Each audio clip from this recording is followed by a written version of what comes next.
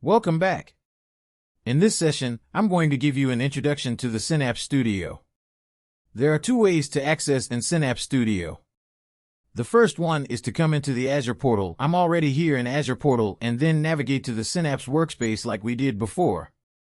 And then click on the Open Synapse Studio link, and that opens up the Synapse Studio and under the tab for you.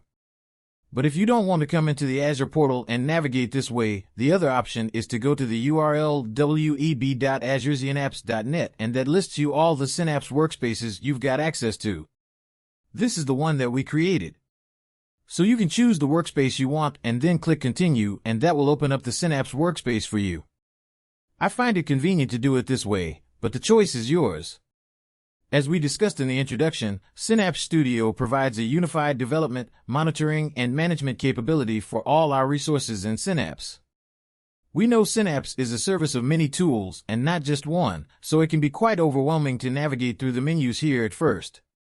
But don't worry, I'm going to do my best to give you a summary of each of the areas first and then delve deeper into those areas. Also in the forthcoming lessons, I will be giving step-by-step instructions on how to navigate the workspace. So by the end of the course you'll feel at home. There are three main areas here. On the left, you have the menu to navigate the workspace. Let's open the menu to see the text against each of those icons. As you can see, we got Home, Data, Develop, Integrate, Monitor, and Manage. And when you click on these ones, it will open up in the middle. We were on Home previously, and Home's got these options. And the other area is the top right here where you've got a few buttons. So let's go through that first. So you've got the first one, which is Updates, that gives you any latest releases to Synapse or any updates to Synapse. And I would encourage you to keep looking here so that you'll know what's coming new into Synapse, because the tool's been evolving quite significantly over the last couple of years. And the next one is the Switch Workspace, so if you've got multiple workspaces and you want to switch between the workspaces, you can just click on that and then pick the workspace you want. You can even navigate to another subscription if you had it.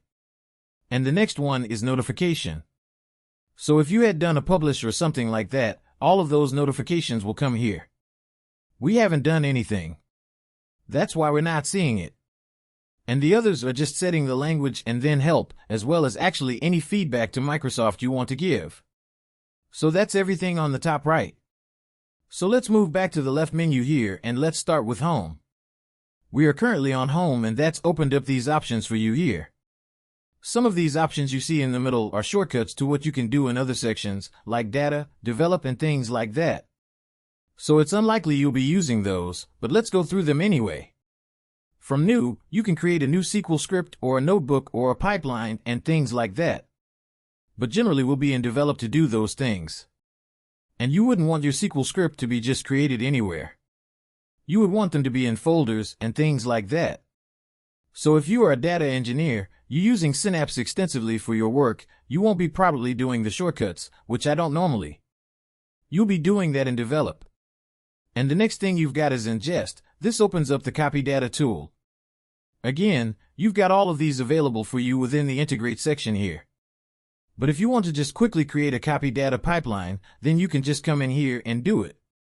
And Explorer and Analyze just opens up the help documentation for exploring and analyzing data within Serverless SQL Pool.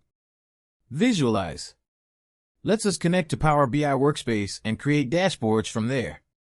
At the moment, this option is only available on the home screen here. I would have expected it to be under Develop or Manage, but at the moment actually it's only here. But that may change in the future. Apart from these, we have got Knowledge Center and the Connecting to Partners. Knowledge Center is amazing. It provides a rich set of sample data sets and code. So if you're keen on learning and experimenting, this is the best place to be. You have a few options here, so the first one is using samples immediately. So let's click on that. What this gives you is the ability to create your compute services, for example, a Spark cluster or a dedicated SQL pool. And then it also gives you some sample data, and it gives you some sample scripts as well. So with a click of one button, you're going to be able to have all of these things, which is great if you want to quickly understand about the tool and then see whether you want to use the tool or not. But be mindful of the cost, because things like dedicated SQL pool doesn't auto-terminate and you will be charged for the duration it's running. So let's take these two here. So you've got the Spark Pool. The way the Spark Pool works is you're charged while the Spark Pool is up and running. As you can see here, we've specified 3 nodes, so that's going to cost you $4 per hour. But one good thing with Spark Pool is, it terminates after certain minutes, once you've stopped using it. But if you look at here, so this is going to charge you $12 an hour for a dedicated SQL pool, which is of size DW500C, but unfortunately that doesn't terminate automatically. So you'll have to manually go and terminate it. You need to remember to do that. So if you're not familiar with all these things, you might end up paying a lot more than you expect to pay. Be mindful of that. Otherwise, it's a great facility. So we got some sample data, sample scripts, as well as actually it'll create the clusters you need as well. So let's cancel from here.